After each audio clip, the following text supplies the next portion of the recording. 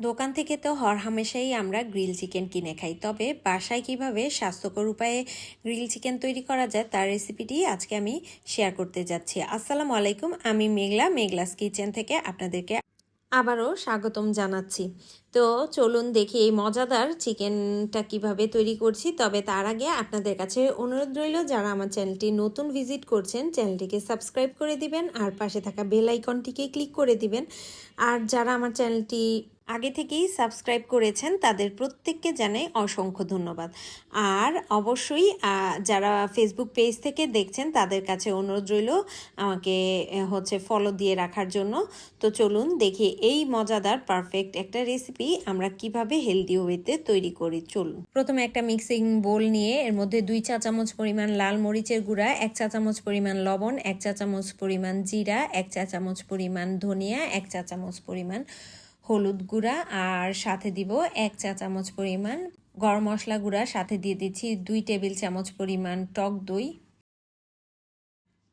আর দিয়ে দিব 1 চা চামচ পরিমাণ চিলি ফ্লেক্স। আর এগুলো দিয়ে এবার খুব ভালোভাবে মিক্স করে নিব। চিলি ফ্লেক্সটা আসলে অপশনাল, আপনারা যদি একটু ঝাল ঝাল খেতে চান সেক্ষেত্রে এখানে দিতে পারেন। এবার এগুলোকে খুব ভালোভাবে মিক্স করে নিব যাতে করে মশলাগুলো প্রত্যেকটা ভালোভাবে এর সাথে মিক্স হয়ে যায়। আর সাথে দিয়ে দিব এখানে 2 টেবিল চামচ পরিমাণ সরিষার তেল। এবার এটাকে খুব ভালোভাবে মিক্স করে নিব যতক্ষণ না পর্যন্ত মশলাটা একটা স্মুথ ফিনিশিংয়ে চলে আসে, ততক্ষণ পর্যন্ত এটাকে মিক্স করতে থাকবো। এবার হোটেলের মতো ফিল আনার জন্য এখানে যে কোনো ব্র্যান্ডের বা যে কোনো স্বাদের একটা টক তেলের আচার ব্যবহার করবেন। এখানে আমি আমের আচারটা ব্যবহার করেছি একটু তেল সহকারে। এবার এই মিশ্রণটাকে একটা সাইডে রেখে এবার মুরগি নিয়ে নিচ্ছি। এখানে প্রায় 1 কেজি সাইজের একটা মুরগি আছে পরিষ্কার করার পরে। তো এবার এই মুরগিটাকে একটু খুব ভালোভাবে ছুরি দিয়ে চিড়ে নিতে হবে একদম ভেতর পর্যন্ত, হাড়ের যে অংশটুকু ওইটুকু পর্যন্ত খুবই ভালোভাবে, যেই কতগুলো দাগ কাটা যায় ঠিক সেভাবে করে দাগ কেটে নিতে হবে, যাতে করে যখন আমরা মেরিনেট করব মশলাটা যাতে মুরগির একদম ভেতর পর্যন্ত ঢুকে, তাহলে মুরগিটা খেতেও অনেক ভালো লাগবে। তো এইভাবে করে আমি সম্পূর্ণ মুরগিটাকে খুব ভালোভাবে একদম ছুরি দিয়ে কেচে নিয়েছি। এবার এর মধ্যে মশলাগুলোকে মাখিয়ে দিব অনেকটা মুরগির ফেসিয়াল করার মতন। মুরগিকে খুব সুন্দরভাবে মাখাতে হবে যাতে করে মুরগিটা দেখতে খুব সুন্দরই হয়ে ওঠে, অর্থাৎ মশলা মাখানোর পরে যাতে এর কালারটা খুব সুন্দর হয়ে আসে। যদি এই সময় আপনাদের কোনো মশলা মনে হয় যে কম বেশি করা লাগতে পারে, সেক্ষেত্রে আপনারা মশলাটা কিন্তু কম বেশি করে নিতে পারেন। এবার মুরগিটাকে ডলে ডলে একদম সময় নিয়ে সুন্দর করে এটাকে মাখিয়ে নিতে হবে। এবার এর মধ্যে 2 টেবিল চামচ পরিমাণ আদা রসুন এবার উপর থেকে একটু ভালোভাবে আবারও মেখে লাগিয়ে দিচ্ছি যাতে করে সম্পূর্ণ সাইডে একদম ভালোভাবে মিক্স হয়ে যায়, সেই জন্য খুব ভালোভাবে সময় নিয়ে এটাকে মেখে নিতে হবে। এবার এটাকে ঢাকনা দিয়ে আমি ফ্রিজের নর্মাল চেম্বারে সারা রাতের জন্য রেখে দিয়েছিলাম আর পরের দিন ফেরত এসেছি। আপনারা চাইলে কমপক্ষে 3 ঘন্টা পর্যন্ত এটা ম্যারিনেট করে রেখে তারপর করতে পারেন। কম সময় করলে আসলে এটা খেতে বেশি ভালো লাগবে না, কারণ মশলাটাও ভেতরে যেতে হবে।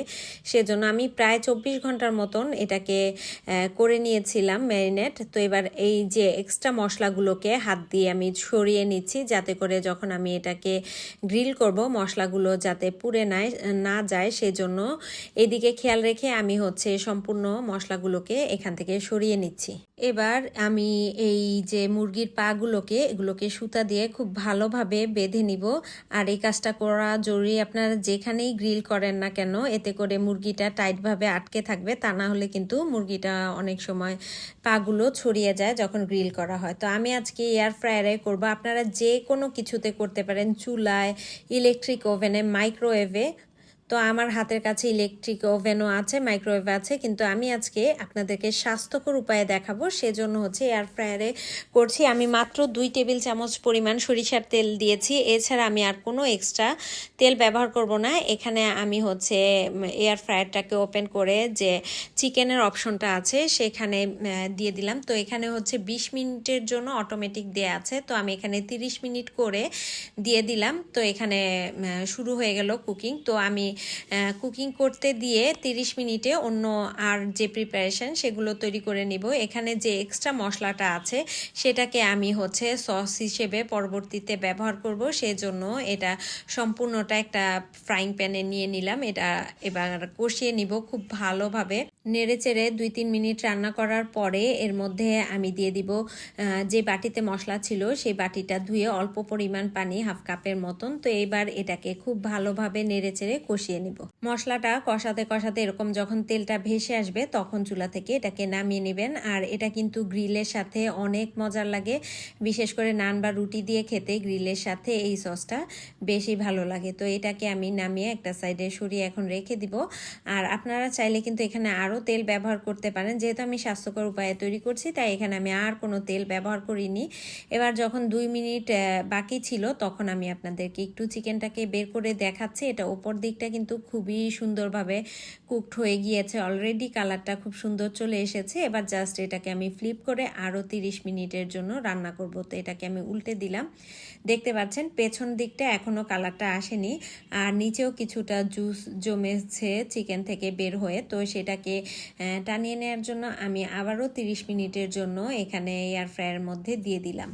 টাইমটা যেহেতু ম্যানুয়ালি সেট করা যায় তাই আমি ম্যানুয়ালি এখানে সেট করে 30 মিনিটের জন্য দিয়ে দিচ্ছি, যাতে করে হচ্ছে সেই দিকটাও ভালোভাবে হয়ে যায়। আর অন্যদিকে আমি এখানে একটা সালাদ তৈরি করে নিব। এখানে 1 কাপ পরিমাণ টক দই আমি পানি ঝরিয়ে নিয়েছি ছাঁকনিতে করে। এবার এর মধ্যে খুব ভালোভাবে হুইস্ক করে এটাকে একটা স্মুথ পেস্ট তৈরি করে নিব প্রথমে, যাতে করে সালাদের সাথে এটা কোনো প্রকার লাম্পস না থাকে, সেজন্য এটাকে খুব ভালোভাবে আমি হুইস্ক করে নিচ্ছি। এবার এর মধ্যে দিয়ে দিচ্ছি হাফ চা চামচ পরিমাণ লবণ, 2 চা চামচ পরিমাণ চাট মশলা, আর দিয়ে দিচ্ছি এখানে 1 কাপ পরিমাণ শসা আর কাঁচামরিচ, এখানে আমি 2টা ব্যবহার করেছি। এবার এগুলোকে খুব ভালোভাবে এর সাথে মিক্স করে নিচ্ছি। আর এখানে স্বাদ বাড়ানোর জন্য 2 চা চামচ পরিমাণ আমচুর পাউডার দিয়ে দিচ্ছি, যেটা রেসিপি কিন্তু আপনারা আমার চ্যানেলে পেয়ে যাবেন, লিঙ্কটা আমি ডেসক্রিপশন বক্সে দিয়ে রাখবো, সাথে চাট মশলার রেসিপিটাও পেয়ে যাবেন। তো এবার 30 মিনিট হওয়ার পরে আমি চুলাটাকে বন্ধ করে আপনাদেরকে দেখিয়ে দিচ্ছি। পেছন সাইডটাতেও দেখতে পাচ্ছেন খুবই সুন্দর একটা কালার চলে এসেছে। তো এবার এটাকে পরিবেশনের পালা। তো এটাকে আপনারা যে কোনো কিছুর সাথে সার্ভ করতে পারেন, পোলাও থেকে শুরু করে নান, পরোটা কিংবা সাদা রুটির সাথেও কিন্তু এই গ্রিলটা একদম জমে যাবে। যেহেতু স্বাস্থ্যকর উপায়ে তৈরি করেছি, যে কোনো কেউ কিন্তু অনায়াসে খেয়ে নিতে পারবেন কোনো প্রকার ঝামেলা ছাড়াই। আশা করি আজকের এই রেসিপিটি আপনাদের সবার কাছে ভালো লেগেছে। যদি ভালো লেগে থাকে অবশ্যই কিন্তু কমেন্ট করে জানাতে ভুলবেন না। আর কে কে তৈরি করলেন তারাও কিন্তু জানাবেন। তো এখন সময় হচ্ছে টেস্ট করে দেখার। যেহেতু এয়ার ফ্রায়ারে করা আপনাদের কাছে অনেকটাই দেখতে ড্রাই মনে হবে, কিন্তু ভেতর থেকে কিন্তু চিকেনটা প্রচুর জুসি ছিল। আর হাত দিয়ে ছিঁড়ে আপনাদের সাথে একটু শেয়ার করছি। আশা করি আজকের এই রেসিপিটি আপনাদের ভালো লেগেছে। তো আজকে পর্যন্তই, আল্লাহ হাফেজ।